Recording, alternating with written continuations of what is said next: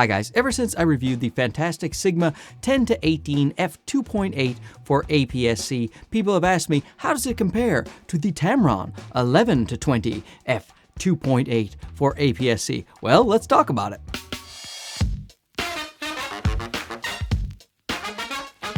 So I will leave the link to the two individual reviews I did of these lenses. They are favorable reviews because I favor these lenses. This Sigma 10-18, brand new, and has tested extremely well. This Tamron, this 11-20, has taken some of the best photos I have ever taken for my Sony APS-C cameras. And also the Tamron is dropping in price, especially since this guy came out. So you may want to check the links to see what the current price is on this lens. You may be able to get a good deal. Right now they're saying the Sigma is $599 USD and the Tamron is $699 USD. But once again, check the links because I think this might be dropping. Now, the reason I believe that price will be dropping is because it has some really stiff competition. It was standing alone in the wide angle zoom category f2.8, but Sigma's come along now and made a really great lens as well. And as you can see, the size difference, it's quite a lot. Like, this is not a big,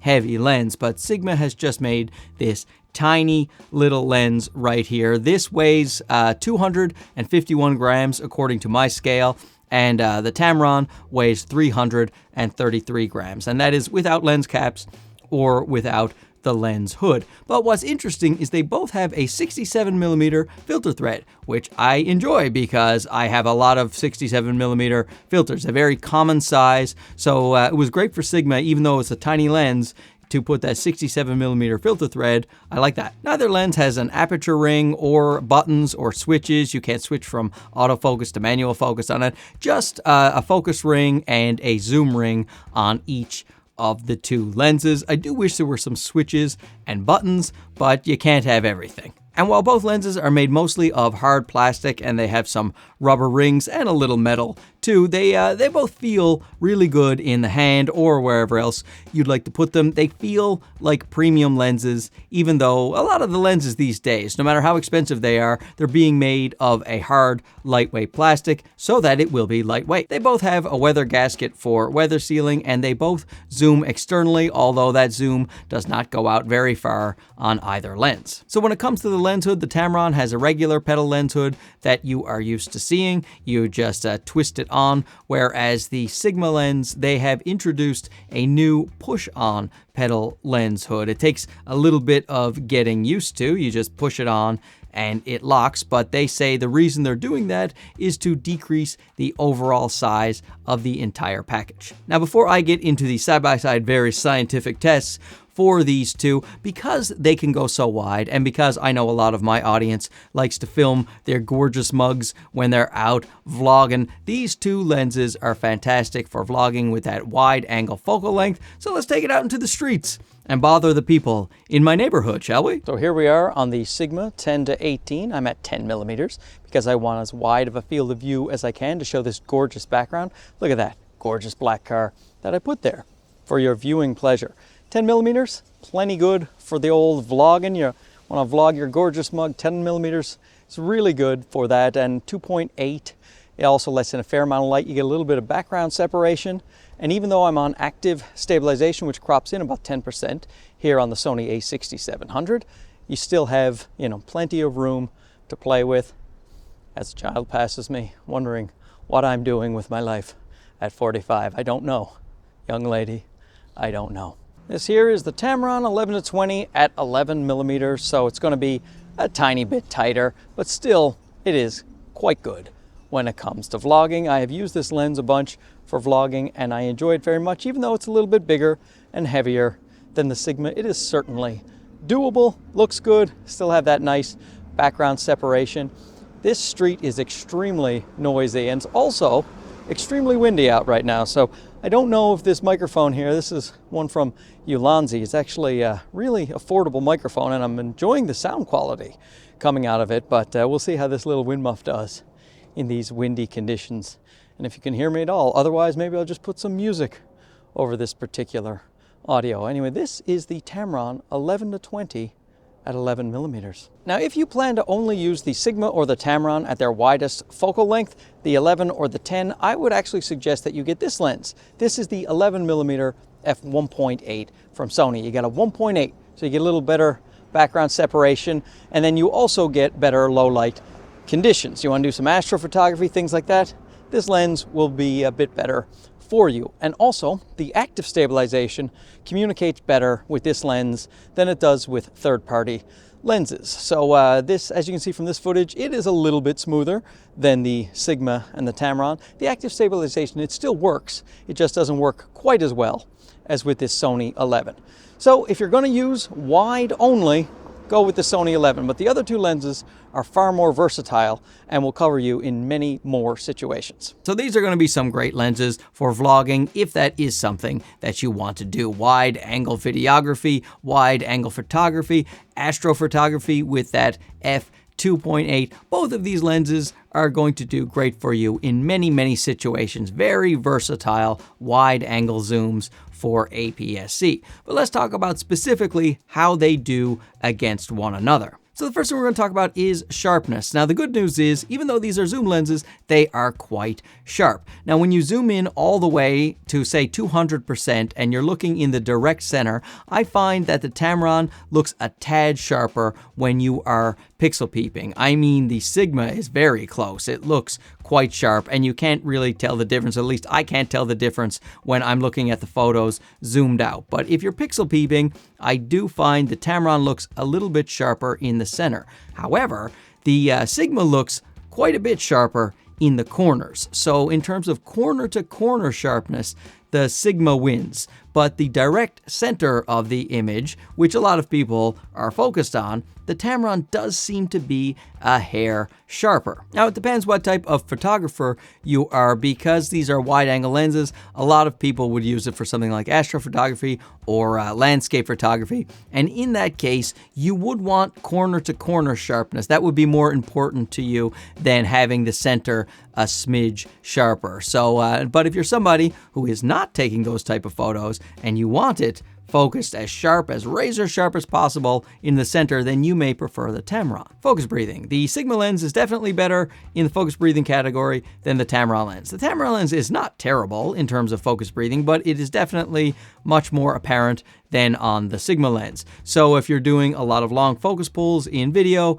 you will notice it more certainly on the Tamron. Also, if you do a lot of focus stacking, you want to merge your photos in Photoshop, blend them together, then it's going to be a bit trickier to do with the Tamron lens. And so very good for the Sigma to have such little focus breathing. Now the Sigma wins again when it comes to minimum focus distance. The Sigma at its widest at 10 millimeters can focus at about 11 centimeters, whereas the Tamron at its widest 11 can focus at about 15 centimeters. And zoomed all the way in the Sigma, you get a 19 centimeter minimum focus distance and you get a 24 centimeter focus distance on the Tamron lens. When it comes to flaring and ghosting, both perform quite well. Here I am in a terribly backlit situation. Just a gorgeous scenery right here, and both are holding contrast quite well. The glaring and flaring is pretty well controlled on both of these lenses, which is great because you will often have the sun when you are shooting wide angles like this. Now, in terms of autofocus, both autofocus very silently, lightning fast,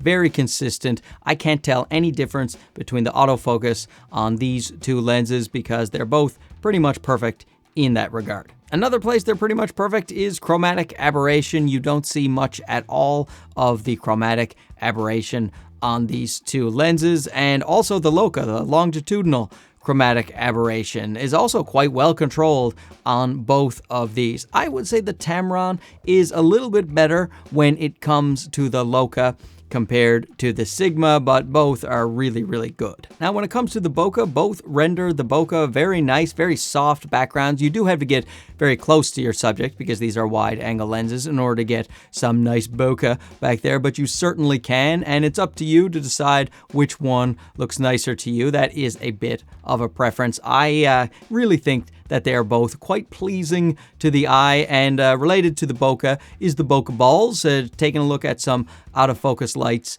in my backyard here, and I think that both have very nice rounded shape. It's hard to make this not sound dirty. They have nice rounded bokeh balls in the background that are clean. They don't have a lot of onion ringing. There is a little bit of cat's eyeing on the Sigma lens that is not present on the Tamron. However, I find that the Sigma bokeh balls are a little bit cleaner on the Sigma. So, pick the one that you think has the better looking bokeh balls. Now, there is another wide-angle zoom lens that you may be thinking about, and that's the Sony 10-20 f4. That is a power zoom lens and a tiny little beast of a lens, 178 grams. It is smaller even than this Sigma and great for things like gimbal work and also, landscape photography, things like that. Now, it is not included in this particular comparison because this is a battle of the 2.8s. That f4 versus 2.8, that is a big difference. And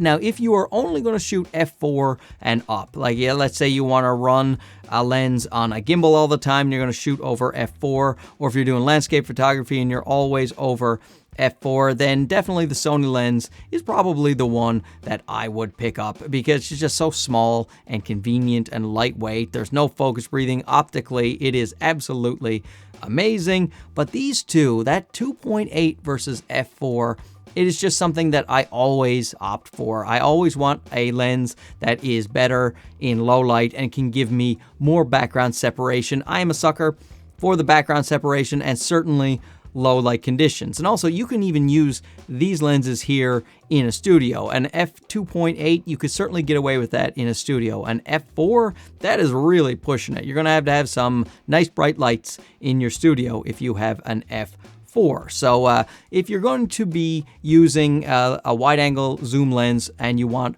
versatility, then I would look at the 2.8s. But if you're the type who's only going to shoot f4 and up, I would go get the Sony. So what about choosing between these two lenses? Well, the Sigma lens is obviously newer, it is a fair bit smaller, and it's actually cheaper at retail price. We'll see what Tamron does with the price of this guy. And I have to say that the Sigma, they've had a couple of years of engineering to get this done, but overall, if you leave in-camera corrections on for both of these lenses, the Sigma lens wins in most categories with the exception of maybe center sharpness. The Tamron may have the edge in that category, but other than that, the Sigma seems to win out. But it doesn't win out by very much. So if you already have a Tamron 11-20 and you're happy with it and you like the images that you are getting, and I wouldn't blame you if you do like those images because I certainly like mine, there's no need to necessarily run out